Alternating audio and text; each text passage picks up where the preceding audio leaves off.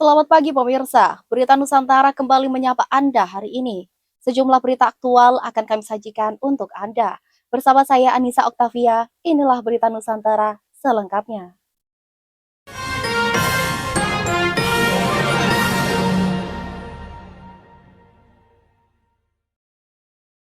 Presiden Republik Indonesia menyambut hangat kehadiran rombongan Timnas Indonesia di kediaman pribadinya yang berlokasi di Jalan Kartanegara nomor 4, Jakarta Selatan pada Jumat 6 Juni 2025 bertepatan dengan perayaan Idul Adha 1446 Hijriah.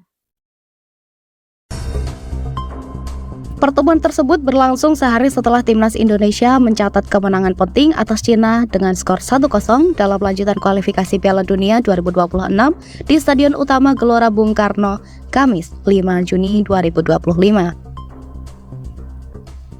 Ketua Umum PSSI Erick Thohir menyampaikan bahwa kehangatan dan sambutan Presiden Prabowo terasa sangat personal karena digelar di kediaman pribadinya, bukan di istana.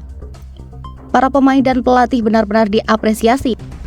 Nuansanya sangat kekeluargaan dan Presiden memperlakukan mereka seperti keluarga sendiri. Mereka juga banyak berkorban untuk Merah Putih.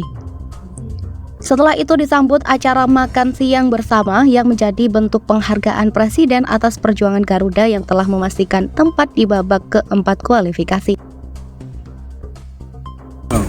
Tadi Bapak Presiden pesan jangan minder.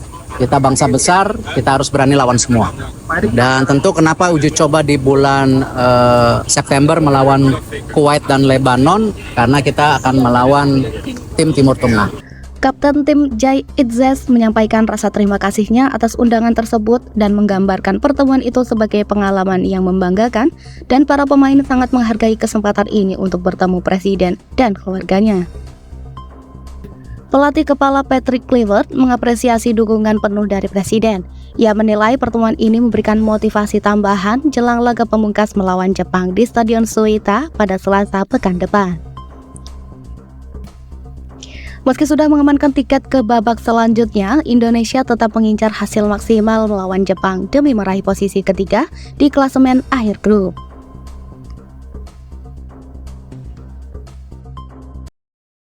Berita selanjutnya, pemirsa. Wakil Presiden Gibran Rakabuming Raka menyampaikan apresiasi mendalam atas dukungan para kiai, tokoh agama, dan masyarakat Solo dalam upaya memakmurkan Masjid Raya Syekh Zayed, Solo, Jawa Tengah. Hal ini ia sampaikan usai menunaikan sholat Idul Adha 1446 Hijriah di masjid tersebut pada Jumat 6 Juni 2025. Gibran menyatakan rasa syukur atas kolaborasi yang terus terjaga antara pemerintah daerah, tokoh agama, dan elemen masyarakat dalam merawat semangat kebersamaan serta menghidupkan peran masjid sebagai pusat spiritual, sosial, dan pemberdayaan ekonomi umat. Gibran menambahkan komitmen ini sejalan dengan arahan Presiden Prabowo Subianto yang mendorong pemanfaatan spiritual keagamaan sebagai motor penggerak penanggulangan kemiskinan dan ketimpangan sosial melalui pendekatan berbasis nilai-nilai agama. Bertemu dengan semua bapak kiai-kiai yang dulu mengawal saya dari zaman wali kota, ketua MUI semua, dan juga dari pihak UAE masih komit semua di sini untuk membantu Masjid Syekh Zayed. Terima kasih semua. Pada Idul Adha tahun ini, Gibran bersama keluarga melaksanakan sholat Id di Masjid Syekh Zayed. Mereka tiba sekitar pukul 06.20 waktu Indonesia Barat dan disambut antusias ribuan jamaah yang sudah memadati area masjid sejak pagi. Pelaksanaan sholat dimulai pukul 06.30 waktu Indonesia Barat dengan Imam Ustadz Ibrahim Asfari, kemudian dilanjutkan khutbah oleh khatib munajat.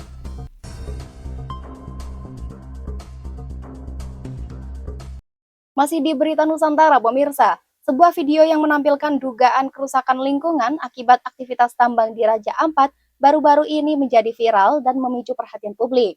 Banyak pihak khawatir mengingat Raja Ampat selama ini dikenal sebagai salah satu kawasan ekowisata terindah di dunia yang kerap disebut surga terakhir di bumi. Menanggapi hal tersebut, Gubernur Papua Barat Daya, Elisa Kambu, meragukan keaslian video tersebut. Menurutnya, visual yang beredar tidak mencerminkan kondisi sesungguhnya dari aktivitas pertambangan di Pulau Gap. Gubernur Elisa bersama Menteri ESDM Bahlil Lahadalia dan Bupati Raja Ampat Orideko Iriano Burdam meninjau lokasi tambang Sabtu 7 Juni 2025. Dikutip dari laman resmi Kementerian ESDM, Minggu 8 Juni 2025, Gubernur Elisa mengatakan bahwa video itu tidak diambil dari Pulau Gap, bukan dari Piai Nemo, mungkin dari tempat lain. Sumbernya tidak jelas, mereka diambil dari mana kita juga tidak tahu, tapi yang pasti bukan dari penambangan di Pulau Gap. Jadi teman-teman, dari tadi kita sampai di Pulau Gap, di video yang lalu itu kan laut itu ada coklat ya, tapi tadi kita di sana biru. Terus informasi Penemo itu juga jauh dari GAK, dan di GAK itu tambang di sana cukup bagus kerjanya, yang sudah eksplorasi sudah di reboisasi sampai reklamasi nanti. Kewajiban itu sudah dipenuhi. Dan sampai di pelabuhan pemuatan itu juga itu airnya biru semua. Jadi pemberitaan itu adalah hoax. Elisa menambahkan masyarakat lokal justru menyambut baik keberadaan tambang tersebut karena dianggap membawa dampak positif bagi perekonomian mereka. Warga di berbagai usia menyampaikan harapan agar tambang tidak ditutup. Mereka merasa keberadaan tambang sangat membantu kehidupan mereka. Hal senada disampaikan oleh Bupati Orideko. Ia menyebut bahwa realitas di lapangan berbeda dari narasi negatif di media sosial. Masyarakat tidak ingin tambang ditutup. Mereka berharap tambang tetap beroperasi demi mendukung kehidupan mereka. Meski begitu, ia menekankan pentingnya pengawasan yang lebih ketat, khususnya terkait aspek lingkungan dan memastikan kegiatan tambang berjalan tanpa mencemari alam Raja Ampat. PT GAG Nikel merupakan pemegang kontrak karya generasi ke-7 sejak 1998 dan saat ini sepenuhnya berada di bawah kendali PT Antam Tbk. Setelah diakuisisi terhadap APN PTY Ltd pada tahun 2008. Masih di Berita Nusantara, pemirsa. Kementerian Agama memberikan penjelasan terkait keterlambatan evakuasi jemaah haji dari Musdalifah menuju Mina di Arab Saudi, yang sempat menimbulkan antrean panjang dan ketidaknyamanan bagi para jemaah. Dirjen Penyelenggaraan Haji dan Umroh Kemenak, Hilman Latif, menyebutkan dua faktor utama penyebab keterlambatan tersebut. Pertama, jadwal keberangkatan bus yang tidak konsisten akibat ribuan bus yang beroperasi dan antrean panjang di lapangan. Setelah pukul 00 waktu Arab Saudi, keberangkatan bus mengalami kendala yang mengganggu kelancaran proses. Faktor kedua adalah lambatnya perputaran bus dari Mina kembali ke Musdalifah dalam beberapa jam tertentu, disebabkan oleh padatnya lalu lintas. Kondisi ini membuat jamaah yang kelelahan menunggu penjemputan merasa tidak nyaman. Karena bus terlambat datang, beberapa jamaah memutuskan membuka pintu keluar dan berjalan kaki menuju Mina secara spontan tanpa kendali. Pada Jumat pagi 6 Juni 2025, banyak jamaah dari berbagai maktab memilih berjalan kaki karena khawatir tidak akan dijemput hingga siang hari.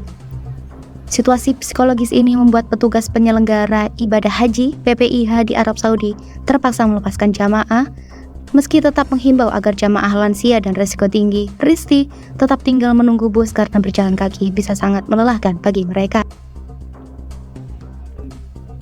Sebagai respons, PPIH segera melakukan koordinasi darurat dengan Kementerian Haji dan Umroh Arab Saudi. Pada pukul 3:12 waktu Indonesia. Sebagai respons, PPIH segera melakukan koordinasi darurat dengan Kementerian Haji dan Umroh Arab Saudi. Pada pukul 03:12 waktu Arab Saudi, PPIH mengirimkan permintaan resmi melalui pesan WhatsApp agar pengiriman bus ke Musdalifah dipercepat. Selain itu, PPIH juga meminta bantuan logistik dan perlindungan jamaah kepada otoritas setempat. Selain itu, PPIH juga meminta bantuan logistik dan perlindungan jamaah kepada otoritas setempat. Pada pukul 06.51 waktu Arab Saudi, permintaan bantuan logistik berupa air minum, makanan ringan, dan pelindung dari panas disampaikan kembali ke Kemenhaj, dan 4 kontainer bantuan tiba di lokasi pada pukul 08.50 waktu Arab Saudi. Hilman mengatakan bahwa koordinasi dan pengendalian selama fase pemberangkatan dari Musdalifah ke Mina akhirnya mempercepat evakuasi. Hilman menegaskan bahwa koordinasi dan pengendalian selama fase Meski sempat tertunda, seluruh jamaah berhasil dievakuasi dari Musdalifah pada pukul 09.40 waktu Arab Saudi, terlambat 40 menit dari target yang ditentukan. Meski sempat tertunda, seluruh jamaah berhasil dievakuasi dari Musdalifah pada pukul 09.40 waktu Arab Saudi, terlambat 40 menit dari target yang ditentukan. Ia juga mengapresiasi respons cepat pemerintah Arab Saudi dalam penanganan dinamika di lapangan. Diketahui pemberangkatan jamaah dari Musdalifah ke Mina dimulai sesuai kebijakan pemerintah Arab Saudi pada pukul 23.35 waktu Arab Saudi pada tanggal 10 Zulhijjah 1446 Hijriah.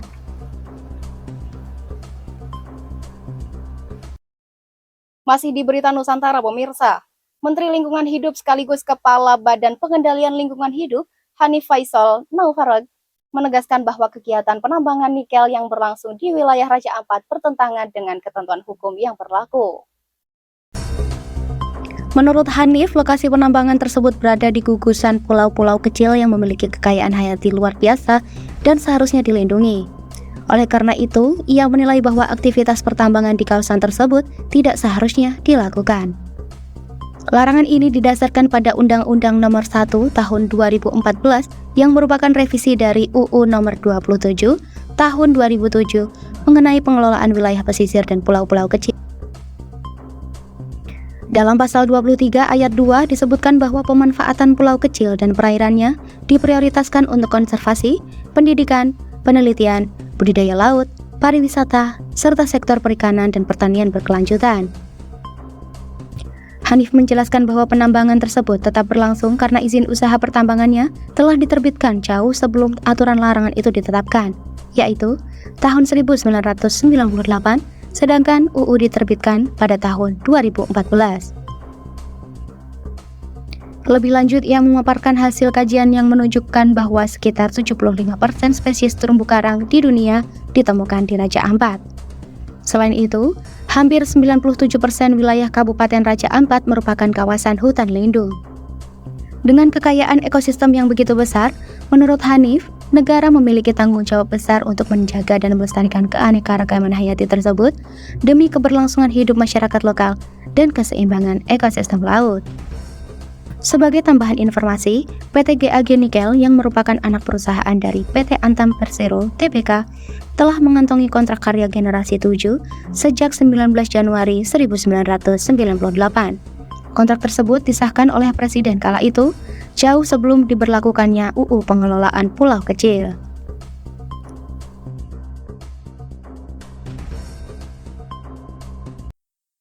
Berita selanjutnya, pemirsa, pemerintah Israel menyatakan akan mencegah kapal bantuan kemanusiaan menuju Gaza. Kapal bernama Medlin itu membawa 12 aktivis internasional, termasuk pegiat iklim asal Swedia, Greta Thunberg.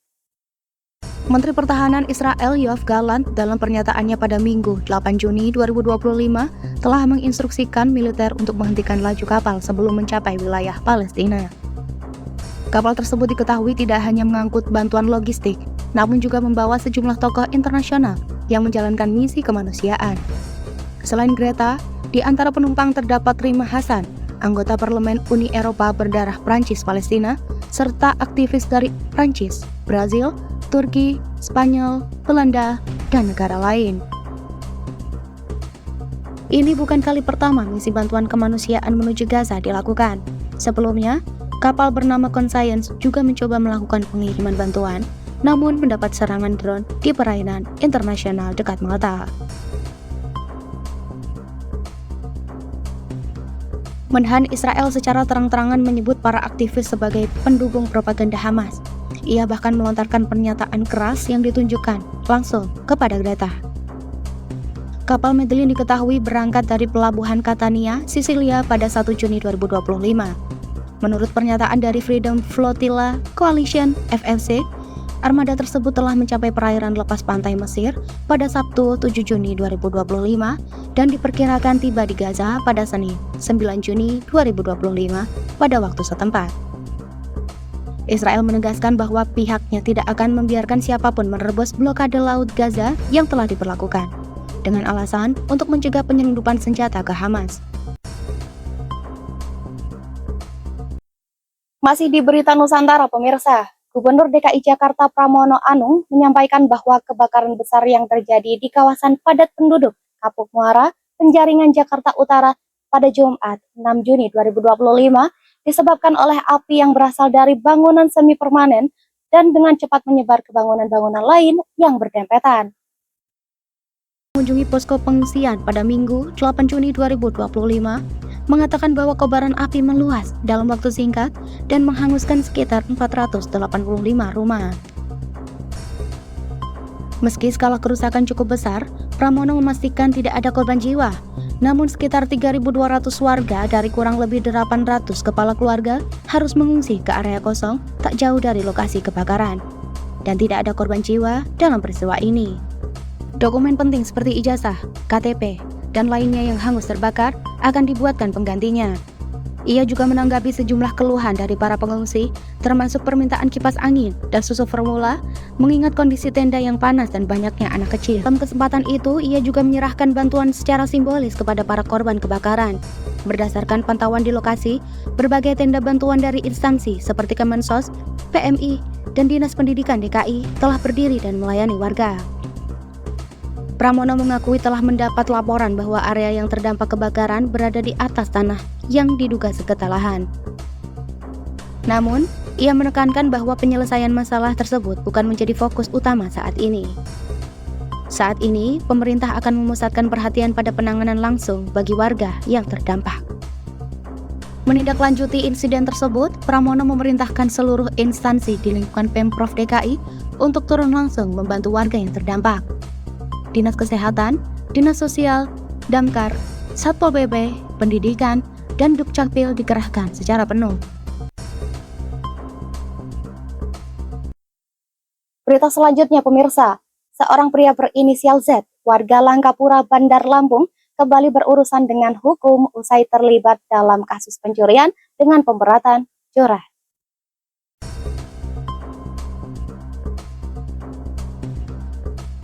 Dari tangan pelaku, polisi berhasil menyita 1 unit motor Vario dan sejumlah handphone sebagai barang bukti. Sementara itu, sepeda motor Beat dan 1 ponsel lainnya sudah dijual oleh pelaku. Saat ini, pelaku telah diamankan dan tengah menjalani pemeriksaan serta proses pengembangan kasus. Menurut Kapolres, lokasi rumah pelaku juga tidak jauh dari tempat tinggal korban. Penyelidikan lebih lanjut mengungkap bahwa Z merupakan residivis dalam 2 kasus berbeda, pencurian pada 2016 dan penyalahgunaan narkoba pada 2018. Ia juga diketahui pernah melakukan pencurian di sejumlah lokasi lain, termasuk Indomaret, Wan Abdurrahman, dan Alfamart Gunung Terang. Ia ditangkap polisi pada Sabtu, 7 Juni 2025, setelah sebelumnya dilaporkan atas aksi pencurian yang terjadi pada 1 Juni 2025. Kapolresta Bandar Lampung, Kombes Pol Alfred Jacob Tilukai, menjelaskan bahwa korban kehilangan 2 unit sepeda motor Honda Beat berwarna merah dan Vario putih serta 2 unit ponsel dalam kejadian tersebut. Kapolres menjelaskan pelaku masuk ke rumah korban dengan merusak gembok pintu samping. Setelah itu ia menggasak barang-barang berharga milik korban. Dalam aksinya, Z tidak bekerja sendiri. Ia diketahui berkomplot dengan 3 orang lainnya yang kini masih dalam pencarian dan telah masuk dalam daftar DPO.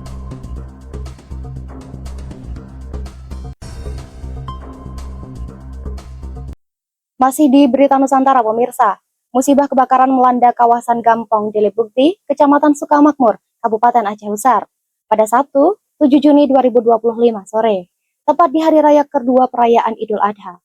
2 unit rumah warga hangus dilalap si jago merah sekitar pukul 17.00 waktu Indonesia Barat.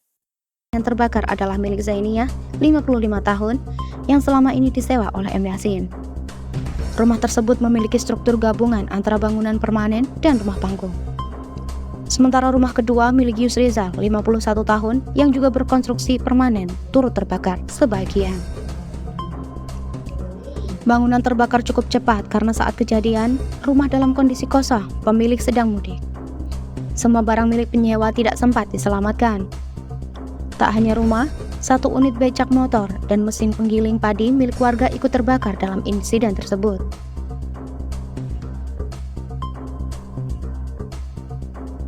Sementara itu, Kepala Pusat Pengendalian Operasi BPBD Aceh Besar, Masnawi, menyebutkan 5 unit mobil pemadam dari Pos Induksi Breh dikerahkan dengan dukungan 15 personel untuk mengendalikan kobaran api.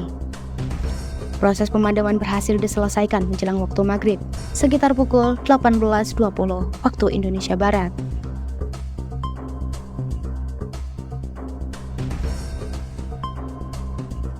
Beruntung tidak ada korban jiwa dalam kejadian ini, namun kerugian material ditaksir cukup besar, mengingat seluruh isi rumah tidak terselamatkan.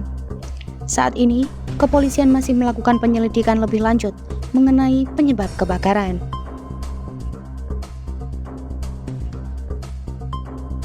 Berita selanjutnya pemirsa, Festival Balon Udara bertajuk Bayangkara Tulungagung Balon Festival 2025 sukses digelar untuk pertama kalinya di lapangan Desa Notorejo, Kecamatan Gondang, Tulungagung, Jawa Timur pada Minggu 8 Juni 2025.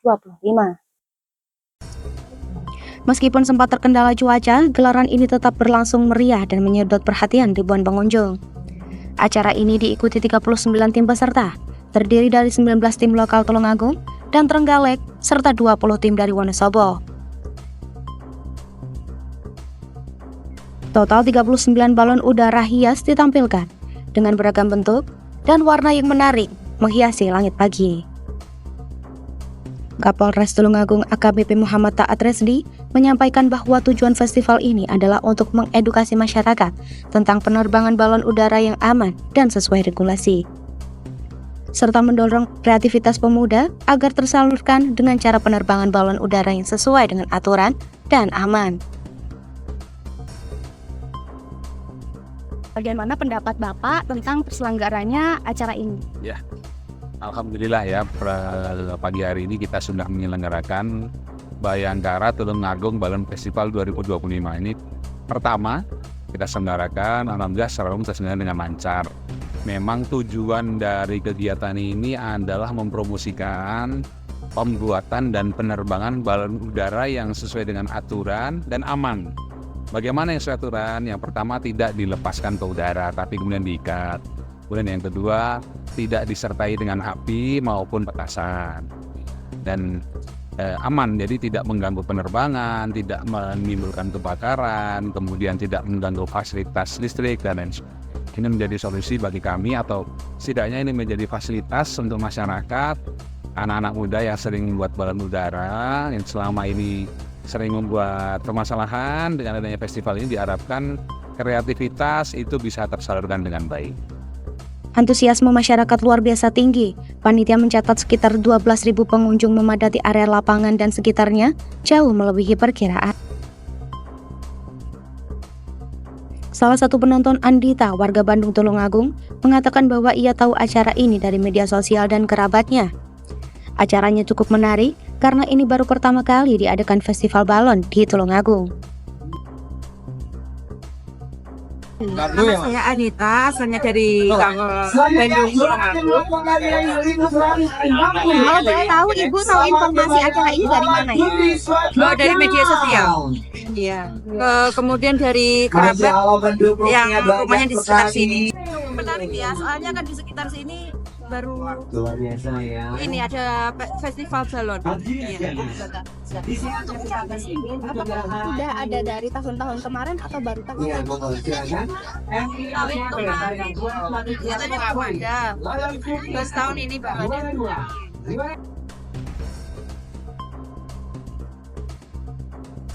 Cuaca kurang bersahabat menjadi tantangan besar dalam pelaksanaan acara ini.